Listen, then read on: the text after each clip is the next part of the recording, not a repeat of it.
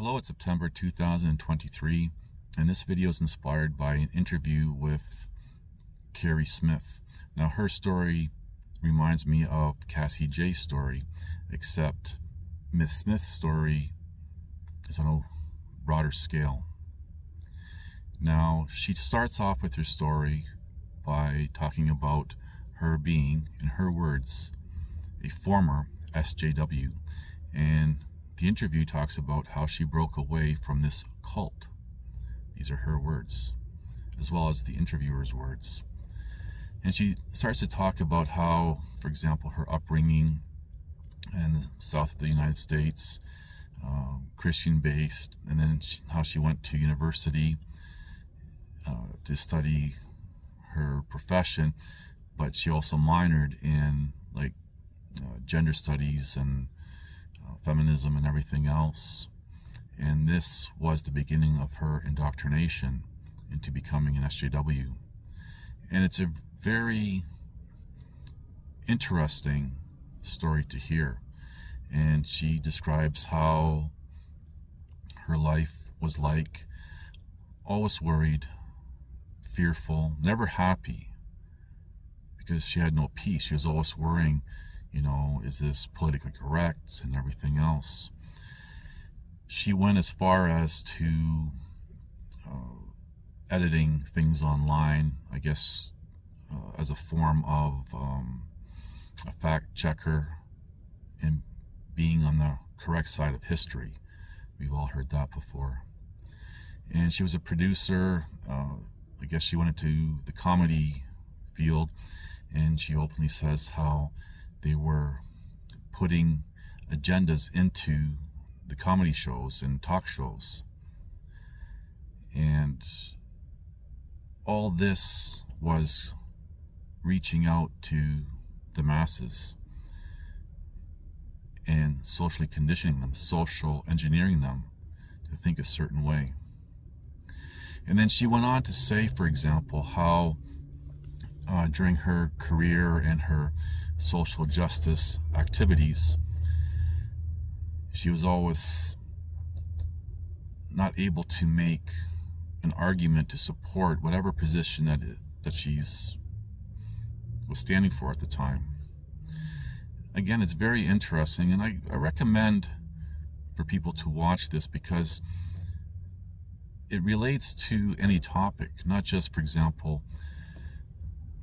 her specific topics with feminism and everything else, but you can relate this to a lot of different things, which I'll get into later in this video. Now, how this parallels with Cassie Jaye's story. Cassie Jaye was, in her words, a hardcore feminist, and she did a documentary called Red Pilled. And she went in to basically not attack men, but to really push the feminist agenda. But in her progress with creating and interviewing different men and everything else, she had changed her position completely, which, when she finished her documentary, exiled her from Hollywood and whatever other endeavors she had going. And it's interesting how, when you look at SJWs, social justice warriors, liberalism, and that's the foundation of these movements, social justice and everything, through liberalism, they're always talking about tolerance and everything else, yet they are the ones who are the least tolerant. And she discusses what happened to, or going back to Miss Smith's story, she describes what happened, she describes her as a descriptive awakening to how she pulled away from this cult. And she admits that they had their own mantras and everything else, and she could never support any positions, and she had that fear inside. And then she describes what happened to her when she had broke free from that and how all her friends, SJW friends, dropped her and attacked her, just like with Cassie Jaye. It's very interesting, and it's actually somewhat surprising when I came across this interview, how an SJW, an NPC type, broke free. And she says now her life is full of happiness, peace, and everything, because she broke away from the social justice cult. I do recommend, if you have the time, to watch that interview and listen to her story. Now, one of the things I did notice, and maybe she's aware of this or not, I don't know, but she still carried some of the mindset from the social justice world that she was once a part of. And it kind of, you can see it kind of slip in. And perhaps in time, she'll catch it and change that as well. But over the many, many, many years, I've stated, many may wake up to one or several things, only to slumber in something else while slumbering in everything else. And unfortunately, later in the interview with Miss Smith, I can see that applies to her as well. There are so many layers, so many, as a descriptive, deceptions and lies and everything that people fall into. It's like jumping into one frying pan, into another frying pan, into a pot. There's no end to it. And I suppose the best way to have a disconnect is to be disconnected and not attached to really anything. Kind of take away the humanity of yourself for a moment, just to be able to break free. The movement toward androgyny occurs in the late phases of culture, okay, as a civilization is starting to unravel, okay, and you can find it again and again and again through history. The greatest challenge I faced was peeling back the layers of my own bias. It turns out I did meet my enemy. It was my ego saying that I was right and they were subhuman. Well, I don't believe that's true. I don't believe that for a second. You're telling me what you've been told and what you've been told to believe, not what you actually believe, and not what's actually the case. No, I don't believe for a second that most women want to work and most women want to have a career. That's PR, that's propaganda. I mean, you can't say honestly that you think that most women want to work and also say that women have equal intelligence as men, because if they have equal intelligence as men, what intelligent person would choose to work if they had a choice not to? I know a man wouldn't, if he's given the choice. No, I know that most women don't want to work. I don't need to see the statistics. I know that most women don't want to work because I work.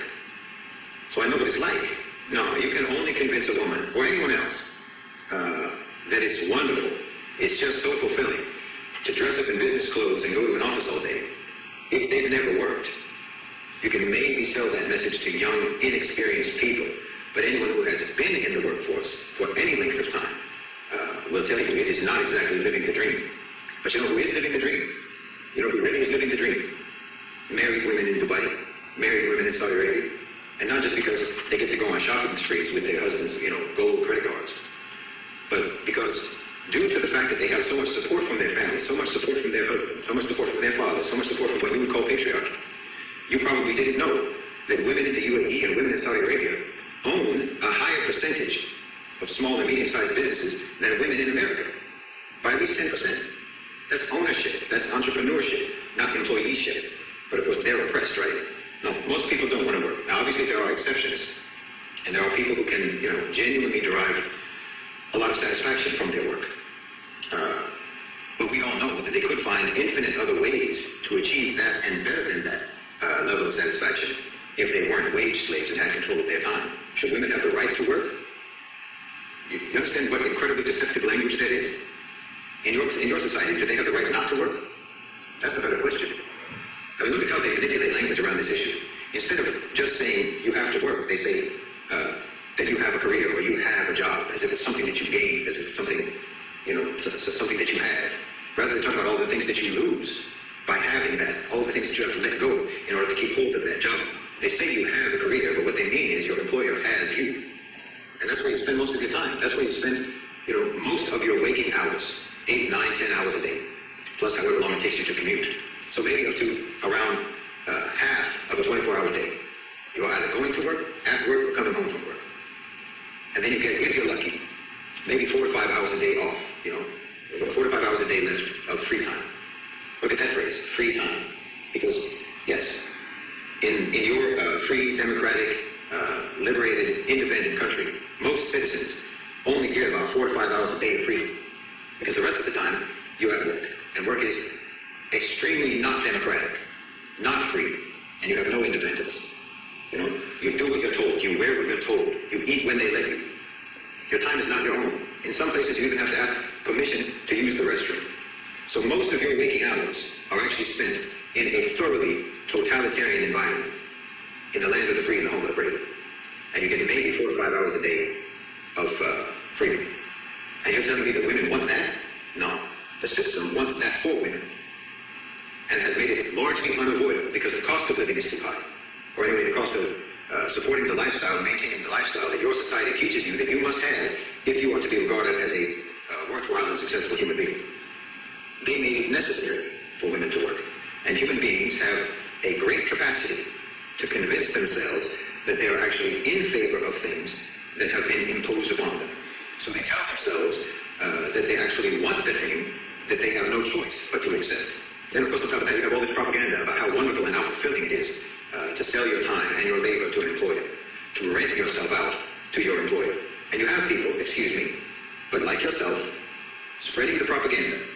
It's no different really from, how you have women in human trafficking networks, women who procure women for the traffickers. It's basically the same thing. It's just different in the severity of the consequences. But both types of people are lying and making false promises about the servitude and drudgery that they are actually dragging women into on the basis of, promises of how wonderful it's going to be and how much they deserve all of the great things that are going to come to you if you listen to me and do what I said. But actually, you're just going to become a wage slave. Just like in the human trafficking thing, you're going to become an actual slave. And it's the same for everybody. I mean, if you could actually remove from the workforce everyone who does not genuinely find fulfillment and satisfaction from their job, you would have extremely few workers left of either sex. Men find fulfillment, usually not from the work itself. Most of the time, it's not from the work itself, but it's from the fact that they are successfully providing for their families. So they sell their souls to the company store, as the old song says, for the sake of their loved ones. And they find some level of gratification from that, and it gives them a sense of purpose, even doing the most, mundane, difficult, and tedious work. And there's honor in that, because it involves sacrifice. It's a sacrifice that you do for your family. But no, most women don't want to work, because of course they don't. Most people don't want to work. So, think it through. There are exceptions, but exceptions notwithstanding, most people don't want to work. But you have to be propagandized into it. This is propaganda. It's just like when Edward Bernays, the father of modern PR, got women to start smoking cigarettes for his customer, for his client, by connecting the smoking of cigarettes with women's lib. Just as that was unhealthy for women, this is unhealthy for women. Just as that was for the sake of someone else's profits, so is this. It's just propaganda. But don't at least tell yourself that this is good for you and you want it, just because it's what business wants for you. When women go to the workplace, they're not breaking down barriers. They are erecting barriers around themselves. And men know that because we've been in those barriers all our lives. We know what it's like to be in the workplace. We know that all of this propaganda is propaganda. It's not a wonderful thing to go out into the workforce. Women have, the domestic life of women traditionally has been a socialist utopia. Why would you leave that? After seeing that video, I have to really reevaluate my life choices, because I never thought of it this way. I also begin to realize that as a female, I need to really be careful, because females are highly susceptible to propaganda. How did we ever believe that becoming a wage slave is empowering? Being owned by a corporation. After I had my daughter, I had the privilege of being home with her for 6 months. But feminism instills within us a belief that being at home with your child or in any capacity is aligned with slavery, and that work outside of the home is freedom. I'm beginning to think I'm stupid. And I think I have a relatively decent brain. Relatively. But I'm beginning to think I'm dumb. When I was home with my baby, despite what feminism tells me, that I should have hated it, I actually loved it. Not only did I create a new little human being, but while I was home, I got to really focus on my body. I transformed myself. I had the time to do that. I also finally got the chance to write. I mean, really throw myself into my writing. I also played video games. I got to focus on my sewing. All these things I could not do if I was outside being a debt slave. But after my 6 months was up, I had to go back to my 9 to 5. And guess what? All those fun things I didn't have time for anymore. I realize now I've been duped. I get this feeling like the emperor's new clothes, when the peddler is trying to sell something to you. They're selling you nudity and telling you it's the best outfit ever, and you step out in it and you're an absolute clown.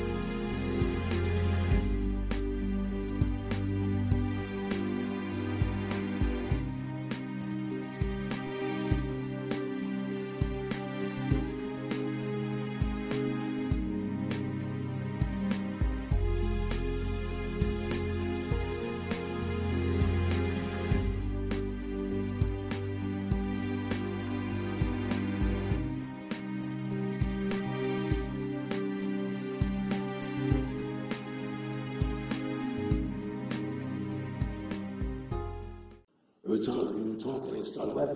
What do you think women's liberation was about? And I said, I'm pretty conventional thinking about it at that point. I said, I think that women have a right to work, get equal pay with men, just like they have the right to vote. You know? And he started laughing. He said, you're an idiot. And I said, why am I an idiot? He said, look at what that was about. We, the Rockefellers, funded that. We funded women's lib, you know? And we're the ones who got all over the newspapers and television, the Rockefeller Foundation.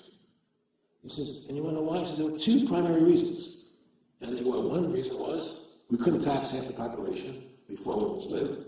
And the second reason was, now we get the kids in school at an early age. We can indoctrinate the kids how to think. That's what breaks up their family. The kids start looking at the state as the family, as the school, as the officials, as their family, not as the parents teaching them.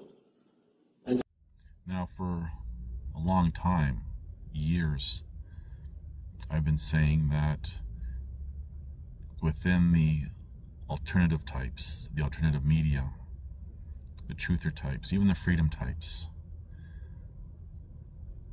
it's the same type of cult setup. There are NPCs on all sides of the fence on any topic. They have their own, in the examples I just given, their own mantras, things that they repeat, their own feel-goods, their own virtue signaling. They cannot even support their position. It's very shallow because they, like the mainstream SJWs, they hear something, like a headline or something, and they just go with it. Assume that there's truth to it, or what somebody else had read, that there's truth to it. It's very shallow. And realizing that the NPCs are in all camps puts everything into perspective. There's no changing the minds of anyone. These people who think that they're awake, which is interesting. I'm just going to pause here for a moment. When you look at the social justice types, the woke culture, W-O-K-E. How close that word resembles awake. Truther types, for example, I'll say, well, I'm awake, while the SJWs from mainstream say that they're woke. It's interesting. And I noticed not too long ago how there's this woke and awake, and years ago it seemed to be one and the same thing, but it's not. I just thought I'd throw that in for whatever it's worth. But going back to the truther types and everything else, and I'm not picking on any particular group, but the ones who call themselves truther have their own flavor of Kool-Aid, and I've talked about this in recent videos. And they accept whatever is being told to them by their people of like mind. There's really nothing new that I'm saying here that I haven't said in other videos. And one of the hardest things, which I'll get into a little bit later in this video, to really, I don't know how to describe it. I don't have a descriptive, but when you see people latching on to who they deem as their heroes and so forth, they cannot see real people who truly sacrificed everything for a cause, for the betterment of society overall. I'll get into that a little bit more later. But I reflect on my efforts in my life, and I see how many people say in the comment section, I might ask, what did the convoy accomplish? And then people just attack, just like mainstream social justice warriors. And then when I ask them, well, what did they accomplish? They'll say something about stopping something, and I'll try to explain, well, no, I predicted that a year and a half prior, long before they were even thought of, and just get attacked for it. The same mindset, the same cult mentality.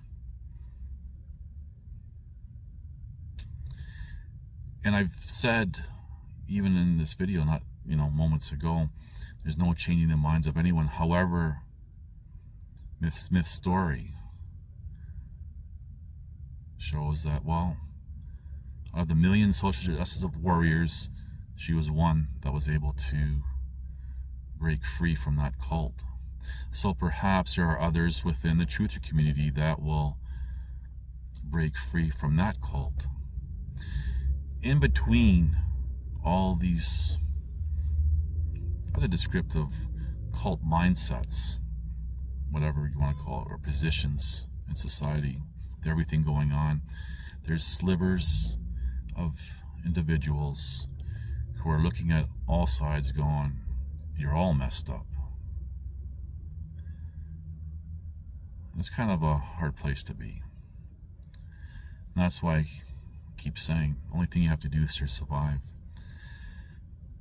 But when I look at, and I'm not going to speak for myself, and there's countless of people like me that you've never heard of. I can only speak for myself, and I'm the only one that has the biggest mouth to keep talking. I look in the late 1990s when I sacrificed the woman that I married, trying to expose all these things with worldwide sex trafficking and everything else. And then we were dealing with other family issues and everything else. We had the world against us. thought at the time I'd be helping. I thought people would actually care. No one cared. That was my first big sacrifice in my life, the woman that I married. I've done videos about that story. And then, fast forwarding to around 2012, 2013, I sacrificed my career, everything that I worked hard for, everything that I accomplished, gone.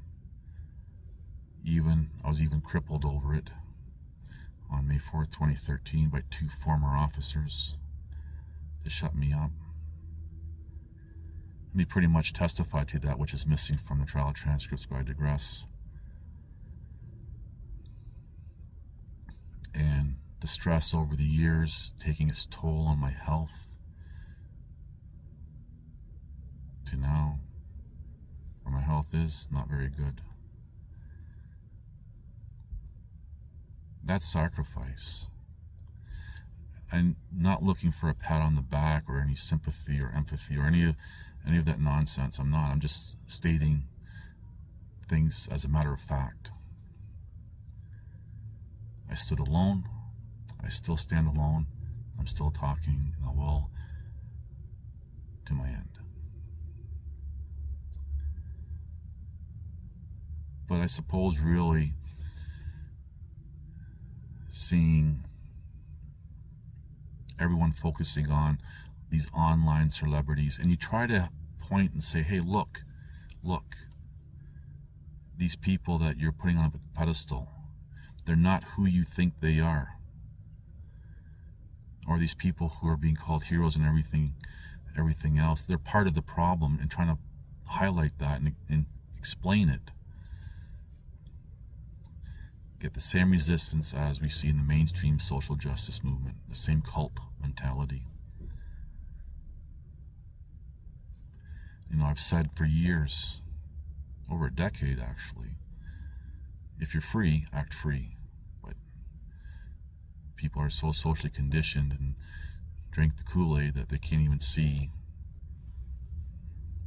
any different to what they've accepted. It's not true, they know it's not true. It doesn't matter what's true.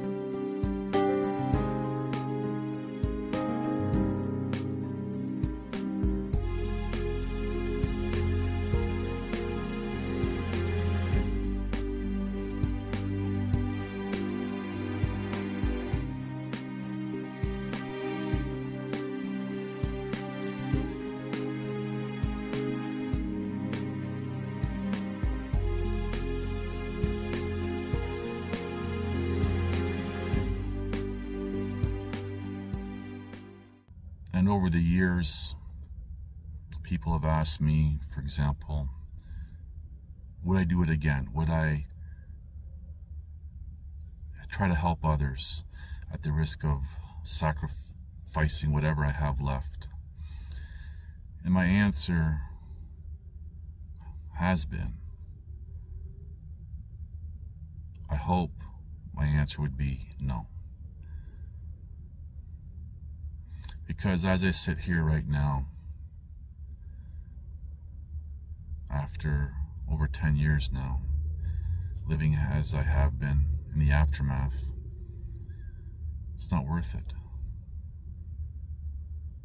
It really isn't. Again, this is not for a pat on the back or anything, but no one seems to care. They would rather praise and help other people who are part of the plan, the big picture plan of things being imposed, for example, than help someone who actually has done something, whether it be me or, as I said, there's other people like me you've never heard of and probably don't even care about. One of the things that I have observed,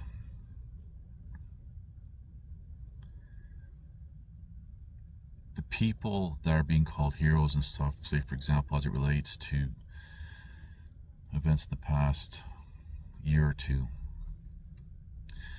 they're the same type of people, the same mindset, the same character as the people, majority of the people who drink the Kool-Aid and put them on a pedestal. They reacted and done things the same that these people want to do, but the rest of the people who call them heroes because they didn't have the testicular fortitude to do what this handful of people did. These handful of people put themselves in a situation, and most of all, they made their own situation worse.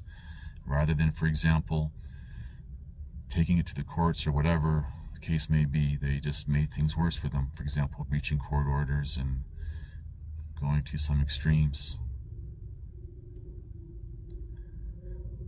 So imagine living in a world where most people, as a descriptive, reject you because you're not of the same character as they are. And the people who are reject you because you're exposing them. The people who are being exposed are the very people that most people are, as descriptive, fighting against. Imagine living in a world like that. Living in a world where, for example, your close friends that you have left kind of keep you at a little bit of a distance because your story is too real, too, as a descriptive, dangerous. And they want to be there for you and they want to help, but you know, it's just, from their perspective, could be too risky.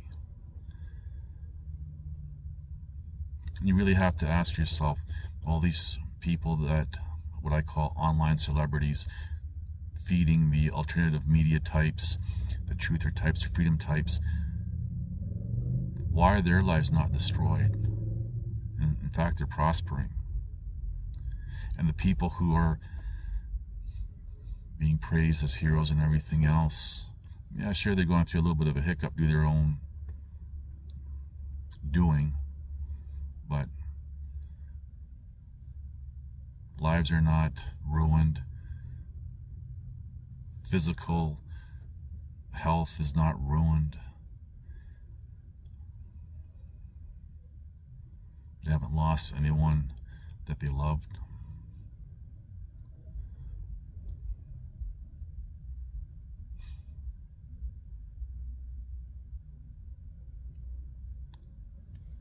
You know, I look at how the world's going and it's getting worse. The insanity of everything. And I've tried to not only share my story and support it with a plethora of independent evidence of things that I know, who I am. I never expected to be where I am in life right now, or where I have been over many years.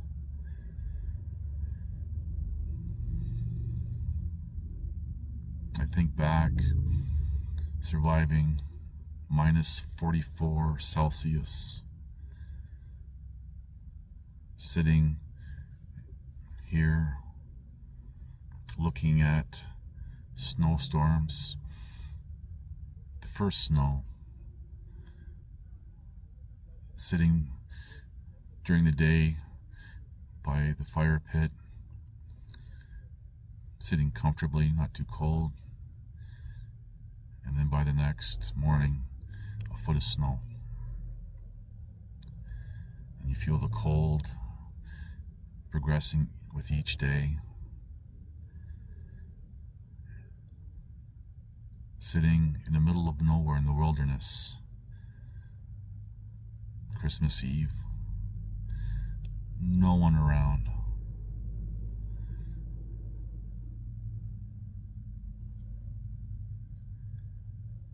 It's taught me a lot. And I don't look at those times as a woe is me at all, because it taught me a lot. And looking over those years, not only was there a freedom, but I felt alive, because when you're surviving under those harsh conditions, you feel alive.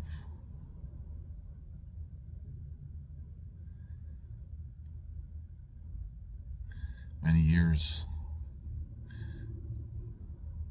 a lot of memories, a lot of little details. And it appears this is my last chapter being written. And I just look back throughout my life, all the way back, and I remember the good times, the happy times, the nice times, and even the past 10 years, just surviving basic needs, fighting the elements, with the help of many good people over the years. So I really didn't do it alone, but I was alone doing it. That's the difference. Because if it wasn't for the help of friends and people I've never even met, I would have never made it. So much gratitude to these people. But I was alone going through it.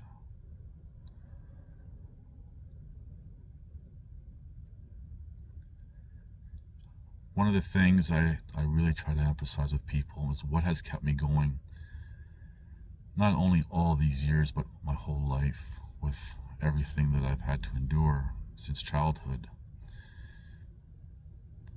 And I suppose it's the core of me, always positive, and believe it or not, happy,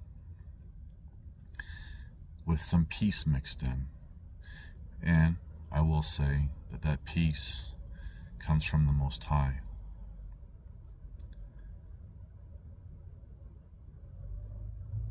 My life is my life. It's not any worse or better than anyone else's.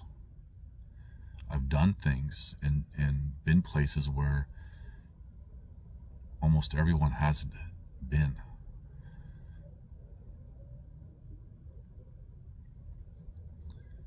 But here I am,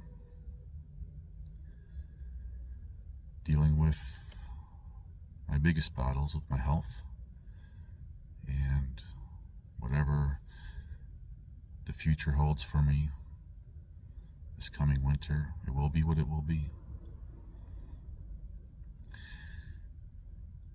I guess with what I've just been saying, the message here is not only to survive, and this also applies to things you do in your everyday life, just be happy and have peace within.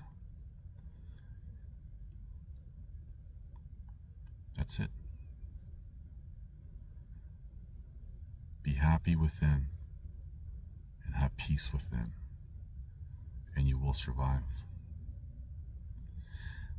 I really hope this video gives you some things to think about. And again, thank you for watching. Please like, subscribe, comment, and share.